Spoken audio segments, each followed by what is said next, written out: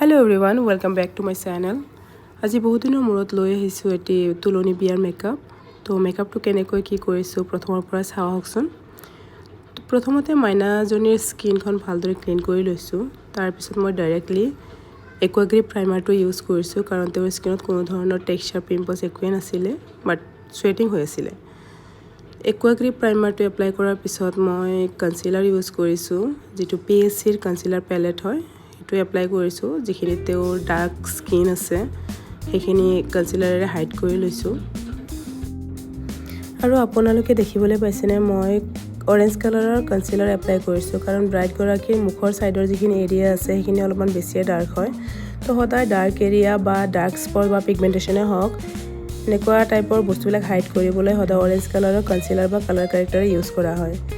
আৰু অৰেঞ্জ কালাৰৰ colour corrector বা ধৰকচোন কনসিলাৰ এপ্লাই কৰাৰ পিছত যেতিয়া আপোনালোকে ডাইৰেক্টলি ফাউন্ডেশন এপ্লাই কৰিব তেতিয়া ফাউন্ডেশনৰ কালাৰটো অলপমান বেলেগ মানে অৰেঞ্জ টাইপৰ হৈ যায় তো এইটো বস্তু মানে হাইড কৰিবলৈ অৰেঞ্জ কালাৰৰ কনসিলাৰ যেতিয়া আপোনালোকে এপ্লাই কৰিব তাৰ পিছত ব্ৰাইডৰ স্কিন শেডতকে এটা বা দুটা শেড ডাৰ্কাৰ কনসিলাৰ এপ্লাই কৰক আৰু এইটো ভালদৰে ব্লেন্ড কৰি লওক তাৰ পিছত আপোনাৰ ফাউন্ডেশন এপ্লাই কৰক তো এইটো প্ৰবলেম কেতিয়াও ফেস কৰিব নালাগে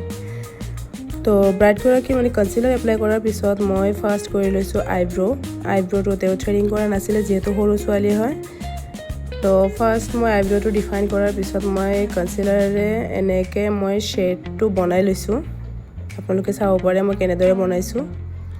আইব্ৰ ডিফাইন কৰাৰ পিছত মই কৰি লৈছো আই মেকআপটো ৰাখিছো পিংক আৰু পাৰ্পলৰ মাজত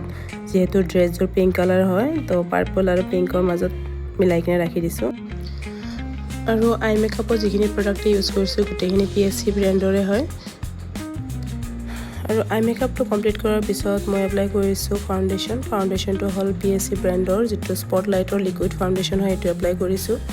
আৰু PSCৰ ফাউন্ডেশন কেটা এপ্লাই কৰাৰ লগে লগে অলপমান বেছি হোৱাইট লাগে যিসকলে ইউজ কৰি আছে গমে পাই কি জানি বাট একো নাই এটো ব্লেন্ড কৰাৰ পিছত ধুনিয়াকৈ মিলি যায় আৰু মাইনাজনীৰ স্কিনখন বহুত বেছি অইলি নহয় যদিও স্ৱেটিংটো বহুত হয় আৰু আপাৰ লিপছত চাবচোন ইমানখিনি হেয়াৰ আছে মানে ফাউন্ডেশন এপ্লাই কৰাৰ টাইমতো ধৰিব নোৱাৰি বাট যেতিয়া পাউডাৰ এপ্লাই কৰাৰ পিছত পুৰা ভিজিবল হৈ যায় আৰু ফাউন্ডেশন এপ্লাই কৰাৰ পিছত যেতিয়া ব্লেন্ড কৰাৰ পিছত এটা প্ৰবলেম বহুতৰে দেখা যায় যেটো হল আনইভেন হৈ যায় ফাউন্ডেশনটো হেতু হোৱাৰ কাৰণ হৈছে আমি গোটেই মুখখনতে ফাউন্ডেশন এপ্লাই কৰি তাৰ পিছত একেলগে ব্লেন্ডিং কৰো তো হেতু কেতিয়াও কৰিব নালাগে কাৰণ প্ৰথমতে এপ্লাই কৰা ফাউন্ডেশনখিনি ড্ৰাই হৈ যায় বহুতখিনিয়ে তো ড্ৰাই হৈ যোৱাৰ ফলত মানে ব্লেন্ড হ'ব নোখোজে তো সেই কাৰণে ফাৰ্স্ট যিখিনি এপ্লাই কৰিছো এটা এৰিয়াত সেইখিনি ব্লেন্ড কৰি লও নেক্সট আৰু এপ্লাই কৰিম আৰু ব্লেন্ড কৰিম এনেকুৱা সিস্টেমত কৰি চাব কেতিয়াও আনি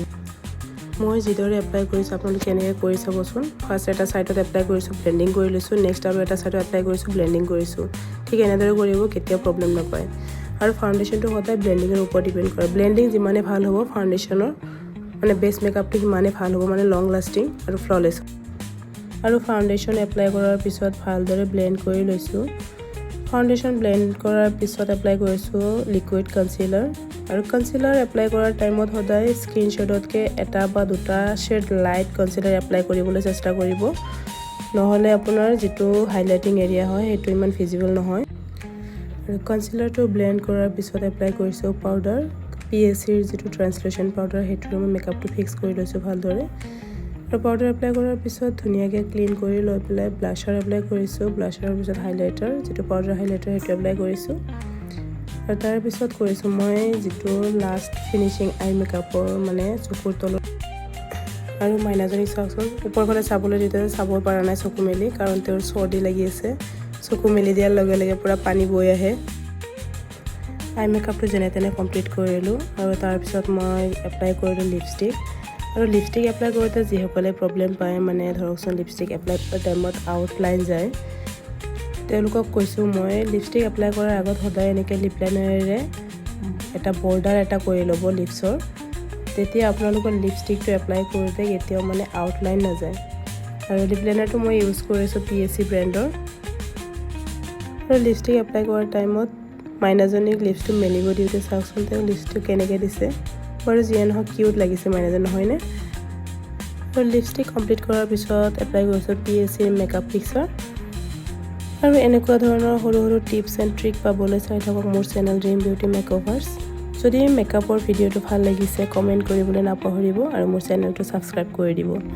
আজিলৈ আহিছোঁ, লগ পাম নেক্সট ভিডিঅ'ত। Bye bye.